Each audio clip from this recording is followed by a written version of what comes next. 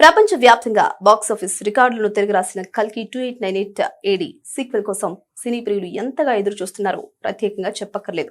మొదటి భాగంలో వదిలిన ప్రశ్నలకు సమాధానాలు, అలాగే కురుక్షేత్ర సంగ్రామం తాలూకా విజువల్స్ పార్ట్ 2లో ఎలా ఉండబోతున్నాయా అన్న ఆసక్తి అందరిలోనూ నెలకొంది.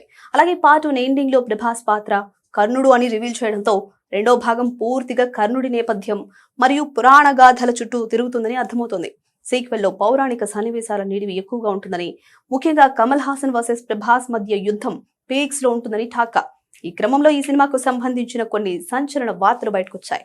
తాజా సమాచారం ప్రకారం ఈ భారీ చిత్రంలో బాలీవుడ్ విలక్షణ నటుడు వివేక్ ఒబేరాయ్ కీలక పాత్ర పోషించబోతున్నట్లు తెలుస్తోంది.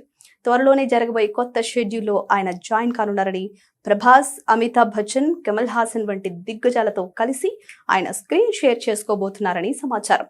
మరో ఆసక్తికరమైన విషయం ఏంటంటే, ఈ సీక్వెల్ కు కర్ణ 3102 BC అనే టైటిల్ ను పరిశీలిస్తున్నట్లు ఇండస్ట్రీ వర్గాల్లో గట్టిగా వినిపిస్తోంది. ఇప్పటికే అమితాబ్, కమల్ హాసన్లపై కీలక సన్నివేశాల చిత్రీకరణ పూర్తయింది. వైజయంతి మూవీస్ అత్యంత ప్రతిష్టాత్మకంగా నిర్మిస్తున్న ఈ చిత్రం భారతీయ సినిమా స్థాయిని మరో మెట్టెక్కించడం ఖాయంగా కనిపిస్తోంది.